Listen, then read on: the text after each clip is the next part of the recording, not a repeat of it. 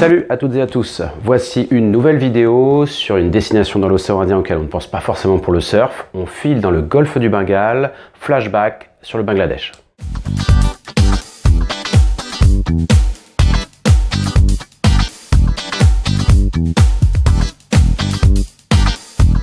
Alors évidemment, quand on pense à un surf trip, on va plutôt penser aux Maldives ou au Mentawai, mais pas du tout au Bangladesh.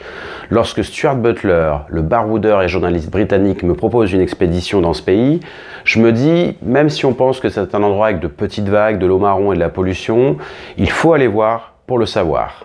Donc en septembre 2008, nous lançons une expédition avec deux autres Britanniques, la double championne du monde Kirsty Jones, qui est également une surfeuse, et un autre très bon surfeur, Josh Hughes.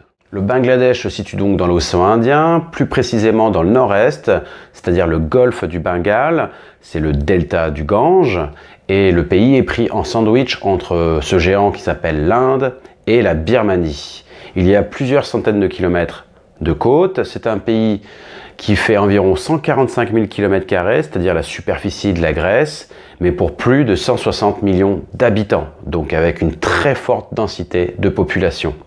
C'est un pays qui est exposé à la mousson et qui perd un tiers de sa superficie sous les inondations pendant cette période.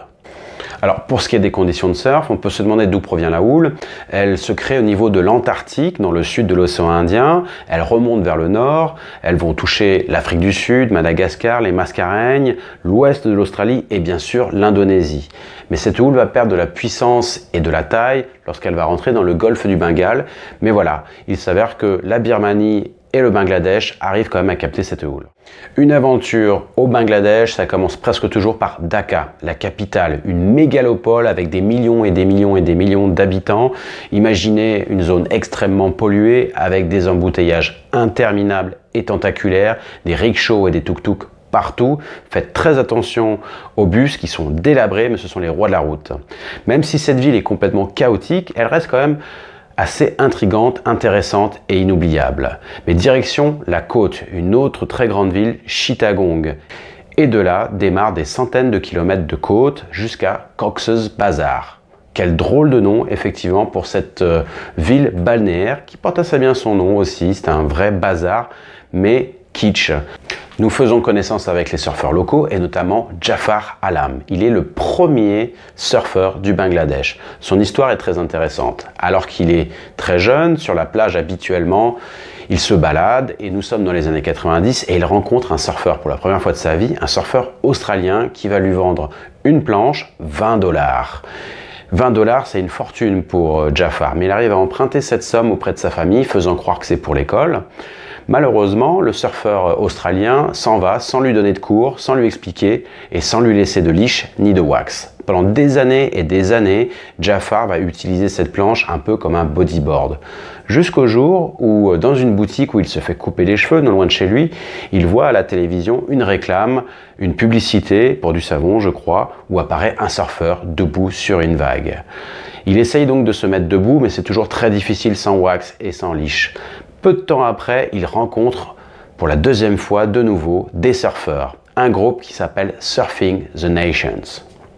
Alors cette association va remettre du matériel à Jafar, des planches, des leashs, de la wax et ils vont même financer un club de surf.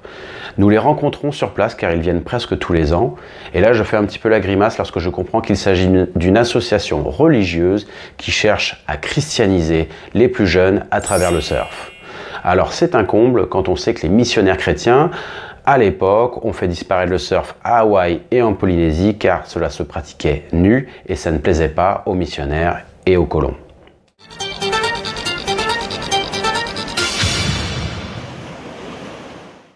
La ville de Cox's Bazar s'est autoproclamée la plus grande plage du monde. Alors même si c'est pas tout à fait vrai, en tout cas c'est l'épicentre du surf au Bangladesh. Les surfeurs locaux sont très contents de voir des surfeurs étrangers.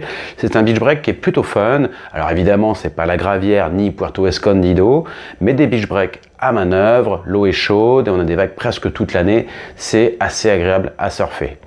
Plus on se dirige vers la frontière de la Birmanie et plus le paysage devient sauvage et il y a des dizaines et des dizaines de bancs de sable qui sont vierges avec personne à l'eau. Alors bien sûr, tout n'est pas rose au Bangladesh. Mais ce pays est attachant et il est loin du tableau noir que l'on dépeint à longueur de temps. Les locaux sont très accueillants, il y a des endroits avec une nature très sauvage et il y a une ambiance, une atmosphère et des kilomètres de côte avec des beach breaks très fun. Voilà, c'était pour le Bangladesh, cette vidéo est terminée. Je vous retrouve très bientôt, la prochaine fois je vous parle d'une autre destination et ce sera en mer Méditerranée. À très bientôt.